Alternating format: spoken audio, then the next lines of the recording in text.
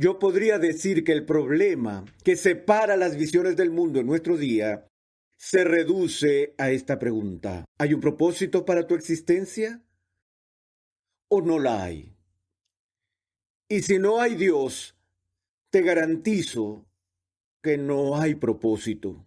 Hoy, en Renovando tu Mente, la imagen de Dios en el hombre. Continuamos con la segunda entrega de esta amplia serie de profunda enseñanza bíblica que hemos titulado Del polvo a la gloria. La implicación de creer que Dios creó los cielos y la tierra es que el mundo y todo lo que contiene no es un accidente. La creación existe debido a una decisión ordenada e inteligente por parte de un ser sobrenatural que tiene un propósito para todo lo que hace. Creer que Dios creó al hombre y a la mujer a su imagen y semejanza nos da la grandiosa identidad de ser aquellos que reflejan la misma gloria de Dios. En esta lección examinaremos lo que significa poseer la imagen de Dios y las consecuencias de creer o rechazar esta verdad. Escuchemos una vez más al Dr. R.C. Sproul en la voz de Pepe Mendoza. Del polvo a la gloria. Cuando consideramos el título de este estudio y la introducción de las Escrituras, me intrigan un poco las palabras del medio ala. Del polvo a la gloria. Usamos esas palabras con frecuencia en nuestro idioma. ¿No es así? Decimos que algo es de la A a la Z. La Biblia habla que Israel subió a la región montañosa, por ejemplo. Cuando utilizamos estas palabras ala, estamos hablando de una meta, un objetivo o un propósito. Estamos describiendo algún tipo de movimiento que tiene su punto de partida aquí y un destino por allá. ¿Recuerdan nuestro estudio de Génesis 1? En la primera frase del Antiguo Testamento tenemos la afirmación de que existe un punto de partida en el tiempo y el espacio, pero que lo que comienza en un determinado punto en el tiempo y espacio está moviéndose. No solo los planetas se mueven en sus órbitas, sino que la historia misma se está moviendo, se mueve a un punto designado. Y en el concepto hebreo de la historia, estamos hablando de la historia que se inauguró con el acto de la creación de Dios y que tiene su meta y su consumación en el propósito redentor de Dios. Me gusta contar la historia de una de mis nietas, ahora mismo tiene más o menos 3 años. Tan pronto como aprendió a hablar, mi hijo empezó a enseñarle el catecismo infantil con preguntas muy simples. Darby, ¿quién te hizo? Y Darby decía, Dios me hizo. Mi hijo tenía esas preguntas y la que más me gustaba y que solía preguntarle a Darby cuando ya tenía 2 años era, Darby, ¿por qué Dios te hizo a ti e hizo todas las cosas? Darby decía con simpleza, para su gloria. Y pensé, espero que ella nunca, nunca jamás se olvide de eso. Ese es el punto. La pregunta del por qué. ¿Por qué un mundo? ¿Por qué la gente? ¿Por qué la historia? Para su gloria. Ahora, cuando utilizamos la palabra para, en este caso, o las palabras a la, estamos incorporando en nuestras mentes una idea muy importante. La idea de propósito. Ahora, cuando leemos las Escrituras, estamos leyendo un libro que va mostrando en cada página un propósito divino para tu existencia, para mi existencia y para la existencia de todo este universo. Hace poco estaba de vacaciones con mi esposa Y no estoy acostumbrado a estar a tal nivel de relajación donde no hay nada que hacer, porque realmente he encontrado que es imposible no hacer nada. Nada no es otra cosa que lo que no es, y dado que no es, no puedo hacerlo. Así que yo le decía a mi esposa todos los días, ¿qué quieres hacer hoy? ¿Qué vamos a hacer? Le estaba haciendo una pregunta de propósito. ¿Cómo usaremos este tiempo? ¿Cuál debería ser nuestro objetivo? ¿Cuál debería ser nuestra meta? Ahora, cuando nos sumergimos en la historia de la creación de la humanidad, al final del capítulo 1 del Génesis, tenemos este registro. Génesis 1:26, y dijo Dios, hagamos al hombre a nuestra imagen, conforme a nuestra semejanza, y ejerza dominio sobre los peces del mar, sobre las aves del cielo, sobre los ganados, sobre toda la tierra, y sobre todo reptil que se arrastra sobre la tierra. Creó pues Dios al hombre a imagen suya, a imagen de Dios lo creó, varón y hembra los creó. Lo puedes ver, al igual que en la primera línea del Antiguo Testamento, aquí hay una descripción del obrar de Dios con propósito. Dentro de la divinidad hay una conversación.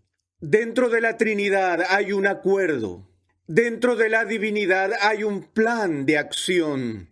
Y no es como si el Padre, el Hijo y el Espíritu Santo estuvieran de vacaciones y uno le dice al otro, bueno, ¿qué vamos a hacer hoy? Sino que hay una declaración de propósito que viene de Dios mismo cuando Él dice, vamos a hacer algo. Hagamos ahora al hombre a nuestra propia imagen. Ahora, de nuevo, esta es una sencilla declaración en Génesis que podemos inclinarnos a pasarla con rapidez y dejar de señalar su propio significado. Si hay alguna crisis en el pensamiento humano y la filosofía a finales del siglo XX, sobre todo en el mundo occidental, es una crisis que se centra en esta palabra, propósito. Y la crisis de propósito se une junto con el eclipse de la idea de la creación divina, porque está implícito en la idea de la primera línea de la Escritura que en el principio Dios creó los cielos y la tierra. Y es esta idea de que el mundo y todo lo que hay en él no es un accidente, sino más bien que todo ha llegado a ser a través de una decisión inteligente, ordenada, de un ser sobrenatural que tiene un propósito para todo lo que hace. Pero si adoptamos la visión del mundo que predomina hoy, nos separamos instantáneamente de toda esta idea de propósito. ¿Por qué? ¿Qué se nos dice?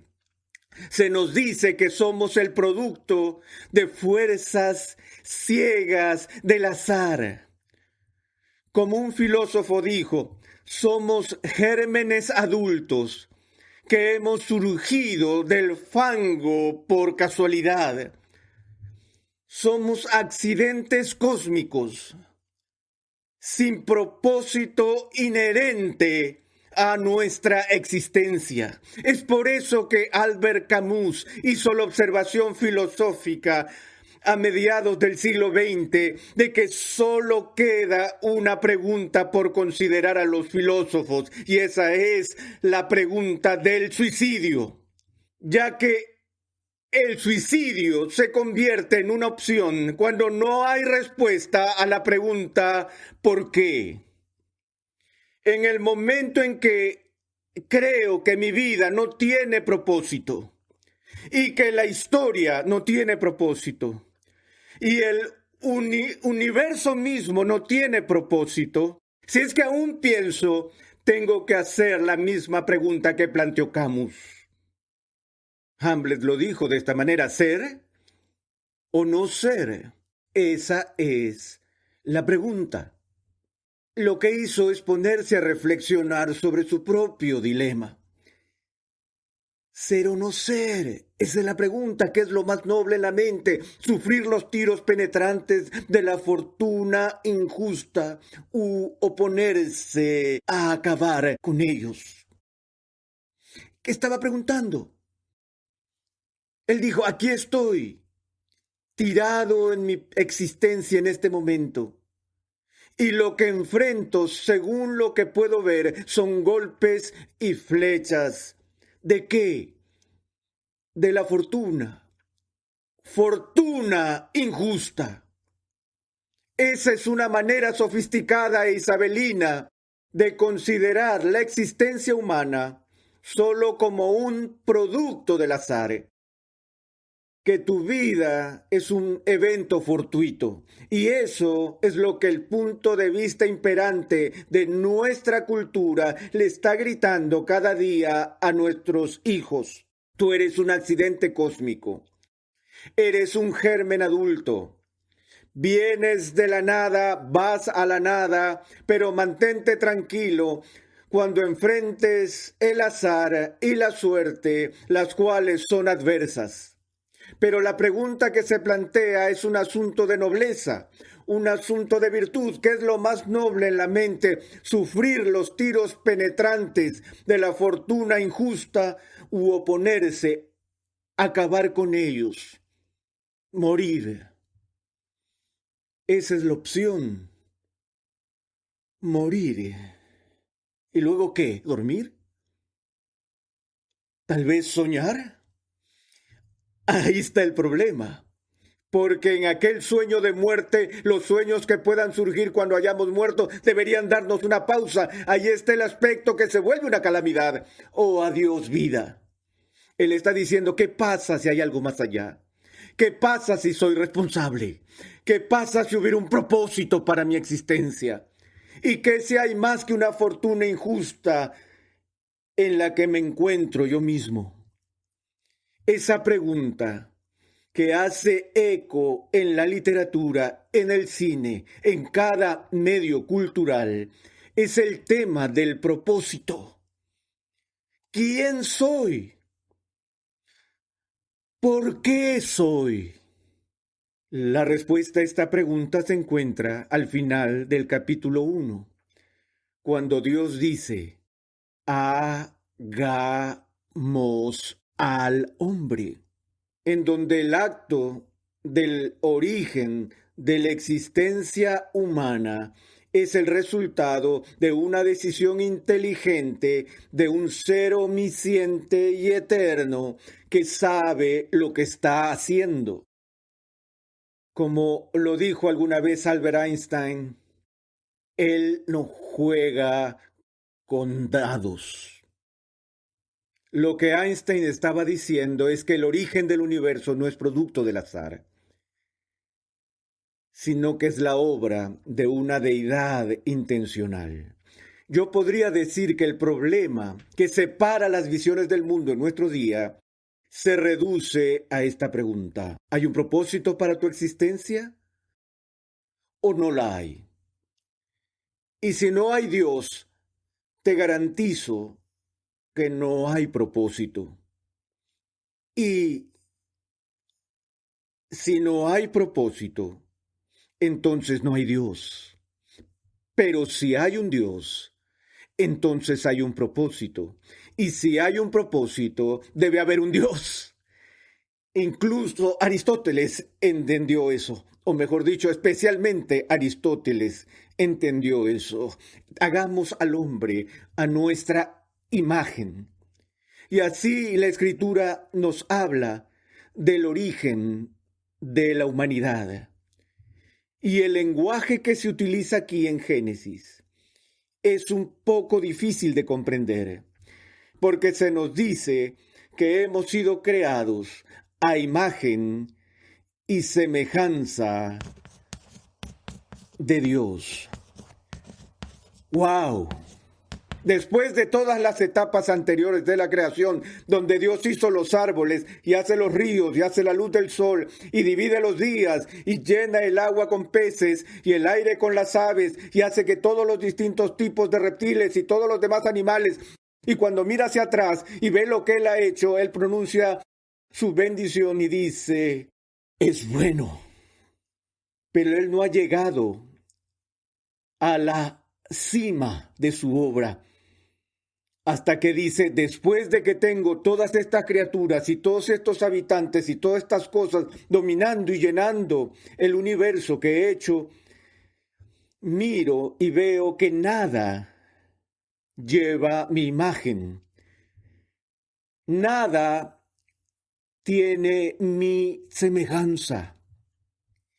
Y así Dios dijo, vamos a hacer una obra creativa cuyo propósito sea ser a mi imagen y semejanza. Voy a ser una criatura. No puedo, evidentemente, crear otro Dios. Ni siquiera Dios puede crear otro Dios, porque este segundo Dios, por definición, sería una criatura. Él sería finito, dependiente, derivado, contingente y todo lo demás. Esa es una de las cosas que Dios no puede hacer. No puede clonarse a sí mismo. Así que no puedo simplemente duplicarme a mí mismo. Pero voy a crear una obra especial, con una capacidad especial para ser como yo, para llevar mi imagen, para reflejar mi gloria, para mostrar mi carácter al resto de la creación, y tomaré esta obra creativa y le daré dominio sobre todo lo demás. Así que todas las otras cosas, todas las demás criaturas en este mundo estarán subordinadas a esta única criatura que es la portadora de mi imagen. Así Dios nos crea a su imagen y semejanza. Ahora, eso no quiere decir que somos exactamente como Dios. Pero hay cierta analogía, alguna analogía del ser, alguna manera en que nosotros, como seres humanos, somos como Dios. Los filósofos y teólogos han especulado durante siglos sobre qué es lo que precisamente implica esta idea de la imagen de Dios. Y en general lo que se asume es que al menos parte de lo que significa ser a imagen de Dios es que Dios es un ser inteligente. Él es omnisciente. Él piensa. Él está percibido. Él es consciente. Mira Star Wars y toda la película repite una misma línea una y otra vez. Que la fuerza te acompañe. Pequeño consuelo, el tener una fuerza contigo. ¿Qué significa eso? ¿Una descarga eléctrica? ¿Gravedad? ¿Un maremoto? ¿Una erupción volcánica? Todas esas son las manifestaciones de la fuerza. Pero podemos concebir la fuerza sin inteligencia. Ser hecho a imagen de Dios significa ser capaz de ser parte de este increíble fenómeno que llamamos pensar, reflexionar, decidir, aprender, conocer, razonar. No podemos pensar como Dios piensa, como si tuviéramos omnisciencia o que seamos infinitos en nuestra perspectiva en lo absoluto. Pero tenemos un punto de similitud, un punto de semejanza. No solo eso, sino que al ser creados a su imagen, también somos criaturas morales. Vamos a estar estudiando próximamente la historia de la caída en el Antiguo Testamento. La gran tragedia, por así decirlo, de la historia humana. Pero lo único que se requiere para caer en la corrupción moral es que debe haber una naturaleza moral con la cual empezar. Cuando la lluvia cae de los cielos y las gotas del agua golpean la tierra, no lo consideramos como si fuese pecado. Nosotros no pensamos en esto como una caída moral o como un asunto de corrupción. Cuando un objeto cae al suelo, simplemente obedece las leyes de la naturaleza, de la gravedad en ese momento. Pero cuando hablamos de creación y redención, el gran problema que se está resolviendo en el ámbito de la historia bíblica es el problema de una caída moral. Pero para que haya un problema de caída moral, primero tiene que haber una criatura moral. Y así cuando Dios nos hace, Él no solo nos hace seres inteligentes, seres pensantes, seres racionales, sino que Él nos da una voluntad. Él nos da emociones para que podamos tomar decisiones y participar de acciones que son de tipo moral. No hay nada moral o inmoral en el rodar de una piedra o el soplo de un viento, porque el viento no tiene conciencia. El viento no es más que una fuerza. En una palabra, lo que le falta es personalidad. Pero cuando Dios crea y hace criaturas a su imagen, las hace personas. Tú eres una persona y entiendes, aunque no seas capaz de articular filosóficamente lo que implica la personalidad y lo que te involucra con precisión. Sabes lo que significa cuando escuchas la palabra, sabes que eres una persona. Y todo lo que implica ese concepto dinámico de la personalidad. Pero la personalidad que Dios inicia u ordena en la creación no es unidimensional, no es unisexual, no es andrógina, sino que Él crea a estas personas, hombres y mujeres. Así que incluso dentro de la esfera humana de la creación, Dios crea un escenario para una relación que es magnífica entre un hombre y una mujer. Y Él capacita y dota a estas personas con una habilidad única para reflejar la misma gloria de Dios. Creo que muchas veces olvidamos el objetivo de la historia de la creación, porque se nos dice en el Génesis que todo el proceso de la creación se realiza en 7 días. Y algo diferente y único sucede en cada día de la creación. Y el día de consumación para el judío nunca es el 6º día. Siempre es el 7º día. Así que el día final es el 7º día. El penúltimo día es el 6º día. ¿En qué día fuimos hechos? No en el 7º, sino en el 6º. Debido a que el 7º día es santo. Ha sido hecho sagrado. Creo que en ese mismo acto, en esa misma obra de la creación, Dios le está diciendo algo a esas criaturas que Él hizo en el 6º día. Él nos está diciendo algo acerca de nuestro propósito.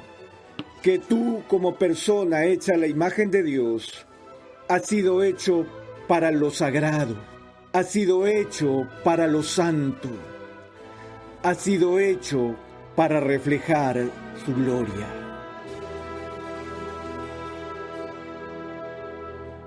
La realidad de la creación nos lleva a preguntarnos por qué el mundo, la gente y la historia fueron creados. Y la respuesta es para la gloria de Dios. Hoy hemos aprendido lo que significa poseer la imagen de Dios y las consecuencias de creer o rechazar esta verdad. La caída de la humanidad ocurre cuando los primeros portadores de la imagen de Dios creen que pueden rechazar la palabra de Dios y no enfrentar consecuencias. En el siguiente capítulo de esta serie, R.C. Sproul discute las terribles consecuencias de rechazar la palabra de Dios. Escuchemos un avance del próximo programa. Ahora, en vez de apresurarse a abrazar a su Creador cuando entra en el huerto, las primeras criaturas corren por sus vidas y se ocultan. Se convierten en fugitivos de la mirada de Dios.